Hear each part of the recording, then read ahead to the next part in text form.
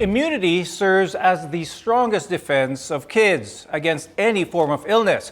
Now more than ever, children need extra protection as the world continues to fight the COVID-19 pandemic. To talk more about this, joining us is pediatrician Doctor Cristal Tan. Hello and welcome, Dr. Tan. Hi, good morning.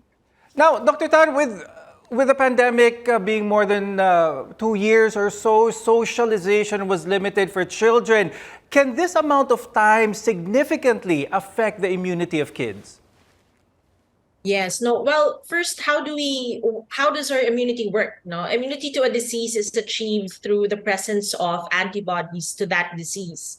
And how do we get it? If we get sick naturally, our body produces antibodies. We also get it when we get vaccinated, or if antibodies are passively given to our body. For example, if mom's antibodies can be passed to her newborn baby from pregnancy and through breastfeeding. Now, since children had very limited socialization for more than 2 years, they had limited exposure to diseases, which is good, but it also prevented their body to build up their natural immunity. And there was also a decrease in immunization coverage among infants and children because parents were hesitant to bring their children to health centers with fear of exposing them to COVID-19. So yes, immunity of kids are affected from the lockdown during the pandemic. Okay, so the immunity is affected. Should parents be concerned? What are some of the precautions that parents should take ngayon na face-to-face ng mga classes? Yes, well, I think being worried, especially for parents, it's unavoidable, it's natural. Parents will always be worried about their kids' well-being, but the key thing is that we manage that fear and that worry. In-person learning for kids is very important for their development. So they really need to go back to school eventually. No? Families have to just keep in mind that we need to do what we call layered prevention strategies, meaning wearing face masks must be done with other prevention strategies such as avoiding crowded places, having good ventilation in schools, hygiene practices, vaccination. So we should do all of these to prevent transmission in school settings. Okay, so the basics still apply. Now, Dr. Tan, what are some of the common diseases you see nowadays among children?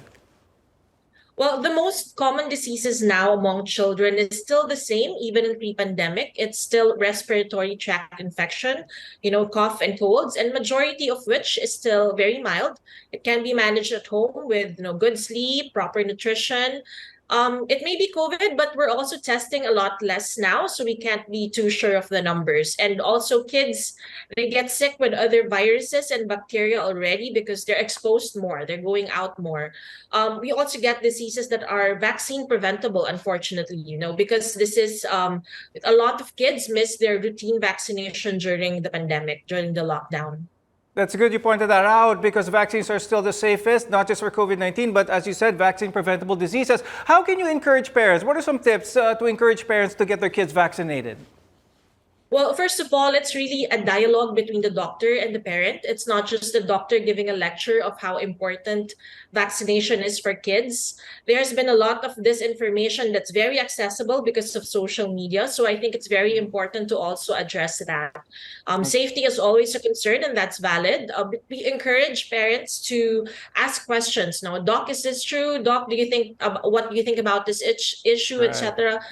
Also for doctors to be open to these questions and direct parents to trusted sources. Really, sit down to discuss these concerns with the parents and inform them of the expected side effects and what to do if this happens. Side effects, yes, they can happen, but the benefit of getting vaccinated is still greater than the risk of getting sick and getting the complication. So, doctors and parents, they want the same thing. They want the kids healthy, but at the end of the day, the safety of the child's health is still at the hand of the parents. So it's still their decision. Very good information. Thank you very much. That was pediatrician Dr. Cristal Tan.